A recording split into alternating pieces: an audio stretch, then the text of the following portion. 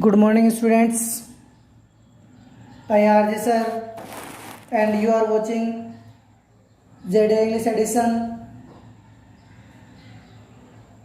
जैसे कि आप जानते हो कि हमारा 12th क्लास RBSC की सेकंड बुक रेनबो का फर्स्ट चैप्टर चल रहा है, जिसका एक पार्ट हमने कल पढ़ा था। आज सेकंड पार्ट हमें स्टार्ट करेंगे। जैसे ही ये लेसन कंप्लीट हो जाता है, इस लेसन से रिलेटेड सारे इंपॉर्टेंट क्वेश्चन है वो करवाए जाएंगे। ठीक है, चलो स्टार्ट करते हैं। कल तक हमने देखा है किस प्रकार राजकुमार जंग बहादुर, जिलानी जंग बहादुर जो था वो 10 दिन की अवस्था में और जो एस्ट्रोलॉजर थे उनके साथ बहस करने लग गया था। ये एक रमर राइफ थी, ऐसा बोला गया, राइटर ने कहा कि ये रमर राइफ थी प्रतिबंधपुरम की। चलो आगे देखते हैं होता क्या आगे। Crown prince Jang Bahadur grew taller and stronger day by day. राजकुमार जिलानी जंग बहादुर दिन प्रतिदिन लंबा और मजबूत होता चला गया, यानी बड़ा होता चला गया, बहादुर होता चला गया। No other miracle marked his childhood days apart from even already described. कोई भी चमत्कार उसके बाद नहीं हुआ, जो हुआ उसका पहले से ही वर्णन किया जा चुका है। यानी पूर्व में वर्णित घटना के अलावा उसके बचपन में कोई भी दूसरा चमत्कार नहीं हुआ। The boy drank the milk of English cow, was taught up by English nanny,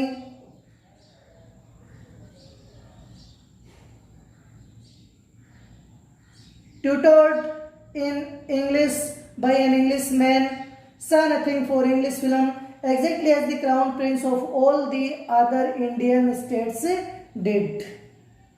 तो क्या किया गया, उस बच्चे को इंग्लिश एंड अंग्रेजी गाय का दूध पिलाया गया। अंग्रेजी धाई नन के द्वारा उसका पालन पोषण होना, ब्रोटअप कर दो, पालन पोषण होना।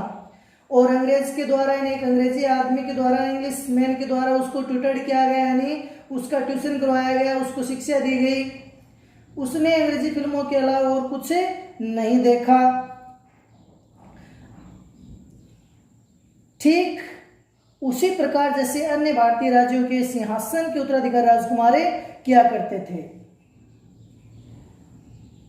When he came of age at 20, the state which had been with the court of wards until then came into his hand. तो जैसे ही वो राजकुमार 20 वर्ष का हुआ तो राज्य की सत्ता जो अब तक उसके संरक्षकों के अधीन थी उसके हाथों में आ गई।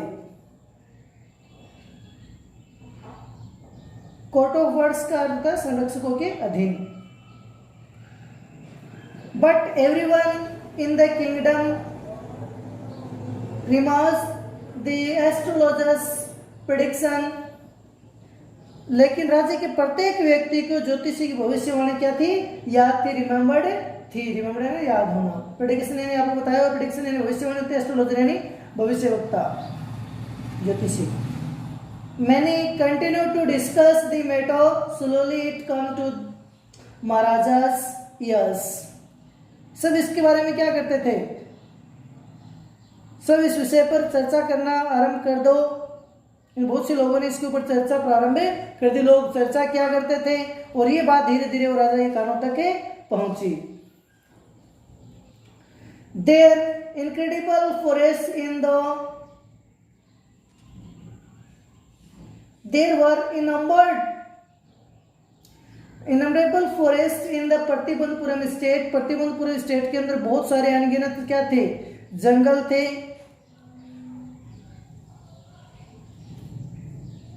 They had tigers in them, उनके अंदर बहुत सारे टाइगर्स थे। The Maharaja knows the old saying, महाराजा वो पुरानी कहावत जानता था। क्या कहावत थी पुरानी, you may kill even a cow in self defence, कि आप अपनी आत्मरक्षा में किसी गाय को भी मार सकते हो। There could certainly be no objection to killing tiger in a self defence. इस प्रकार सेल्फ डिफेंस में टाइगर को मारना कभी भी अनुचित नहीं था। निश्चित रूप से आत्मरक्षा में बाघों को मारने पर कोई ऐतराज नहीं होगा। तो महाराजा ने क्या करना शुरू कर दिया? The maharaja started out on tiger hunt. Maharaja ने टाइगर का हंट करना शुरू कर दिया, शिकार करना शुरू कर दिया। The maharaja was thrilled beyond measures when he killed his first tiger. Maharaja के रोमांस की कोई सीमा नहीं रही, यानी उसकी खुशी का ठिकाना नहीं रहा जब उसने पहला टाइगर मार गिराया। थ्रिल्ड यानी खुशी से झूमना। He sent for the state astrologer and showed him the dead beast. उसने राज्य के ज्योतिषी को बुलाया और उसे मरा हुआ जानवर दिखाया कि देखो मैंने टाइगर मार गिराया। आप बोल रहे हो टाइगर मुझे मारेगा।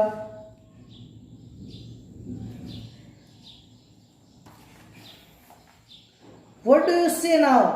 He demanded. फिर उसने प्रश्न पूछा कि अब तुम क्या कहते हो, तुम्हारा क्या कहना है? देखो मैंने टाइगर मार दिया, अब क्या कहते हो? Your Majesty may kill 99 tigers in exactly the same manner. महाराजा आपको इसी तरह से लगभग यानी पूरे 99 टाइगर और मारने, 99 टाइगर और मारने, वो भी इसी तरीके से। तब जाके तुम बोलना कि मैंने 100 टाइगर मार दिए हैं। बट ऐसा बोल करके फिर से वो रुक जाते हैं। बट लेकिन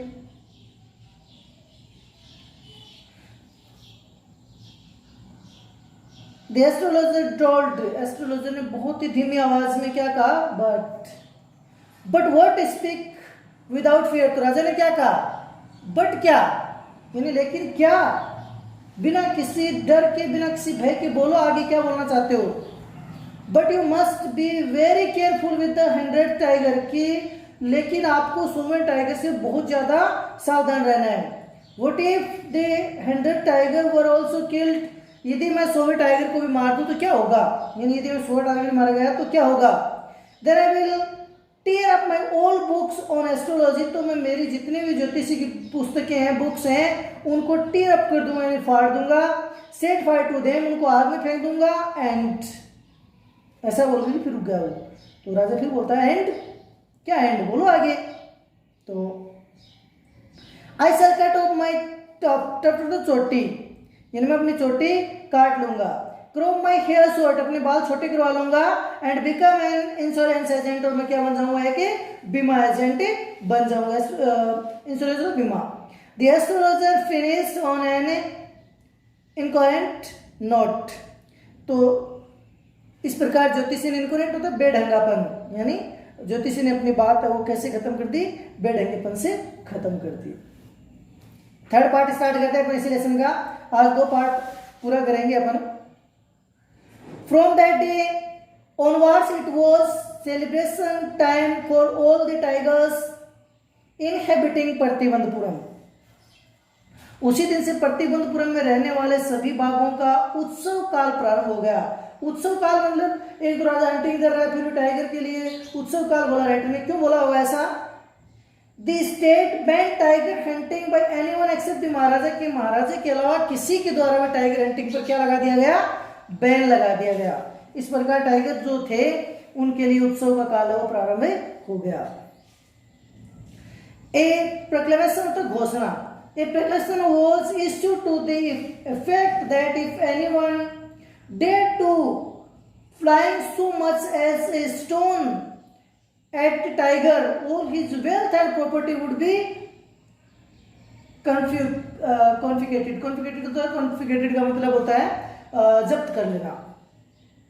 तो कोई भी व्यक्ति डेयर साहस करना, फ्लाइंग स्टोन का मतलब पत्थर मारने की भी, यदि कोई भी व्यक्ति राज्य के अंदर किसी भी एक टाइगर को पत्थर मारने का साहस भी करता है तो उसकी सारी संपत्ति और सारा धन वो क्या कर लिया जाएगा? जब्त कर लिया जाएगा। सारी जायदाद उसकी जब्त कर ली जाएगी। Maharaja would attend to all other matters only after killing the hunted tigers. Maharaja ने शपथ ली कि वे राजकाज के सारे मामले 100 बाघ मारने के बाद ही निपटाएंगे, यानी राज्य के जितने भी काम थे वो सारे के सारे बाद में, पहले tiger hunting. Initially, the king seemed well set to realize his ambition। शुरुआत में यानी शुरुआत में प्रारंभ अवस्था में, प्रारंभिक समय में प्रारंभिक रूप से राजा अपनी महत्वाकांक्षा को अच्छी तरह से महसूस करता हुआ प्रतीत हो रहा था। राजा को लग रहा था कि मैं बिल्कुल आसानी से 100 टाइगर्स मार दूंगा। Not that be faced any danger, उसको कोई भी खतरा सामने नहीं आया, किसी भी खतरे का सामना उसका नहीं हुआ। There were times when the bullet missed its mark. कई बार ऐसा भी हुआ कि राजा की जो बुलेट थी यानी जो गोली थी वो निशाना चूक जाती थी। मार का निशाना होता है निशान चूकना। The tiger leap upon him, tiger उसके ऊपर झपट पड़ता है, लेकिन झपटना होता है। And they fought the beast with his bare hands, तो वो क्या करता है उस शिकारी जानवर का यानी उस खुखार जानवर का अपने नंगे हाथों से यानी बिना हाथों में हथियार लिए हुए राजा उसका क्या करता, सामना करता, खाली हाथों से उसके साथ लड़ाई करने लग जाता। और फिर क्या होता, इस time it was the Maharaja who won, प्रत्येक बार जीतने वाला कौन होता था, महाराजा होता था। प्रत्येक बार महाराजा है वो विजयी हो जाता था। And Another time he was in danger of losing his throne, लेकिन एक समय ऐसा भी आया, अन्य समय जब उसको अपना सिंहासन खोने का खतरे का भी सामना करना पड़ा। A high ranking British officer visited Pratibandapuram, एक उच्च पदस्थापित ब्रिटिश अधिकारी ने प्रतिबंधपुरम का क्या किया, दौरा किया। प्रतिबंधपुरम में आया, वो एक बड़ा अधिकारी था, अंग्रेज अधिकारी, वो आया। He was very fond of hunting tigers, fond of करते शौकीन, तो वह टाइगर हंटिंग का बहुत बड़ा शौकीन था। And fonder of being photographed with the tigers he had shoot, और अपने द्वारा शूट किए गए यानी मारे गए टाइगर के साथ फोटो खिंचाने का और भी बड़ा शौकीन था। फाउंडर होता है और भी कंपैरेटिव डिग्री है फाउंड की, ठीक है। एज यूजुअल, हमेशा की तरह ही wish to hunt tiger in Pratibandhapuram, उसने प्रतिबंधपुरम में टाइगर मारने की इच्छा जाहिर की। But the maharaja was firm resolve, लेकिन महाराजा है वो अपने निश्चय पर अडिग थे। फिर अडिग यानी कठोर, और रिसोल्व कर होता है निश्चय, दृढ़ निश्चय इसको बोलते हैं। ही रिफ्यूज परमिशन, उसने आगे देने से इनकार कर दिया, रिफ्यूजल मना करना।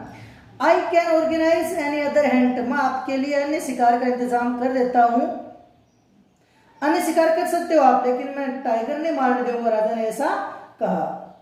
यू मे गो ऑन ए बो हंट, आप एक सुअर, बोलना सुअर होता है, आप सुअर का शिकार कर सकते हो।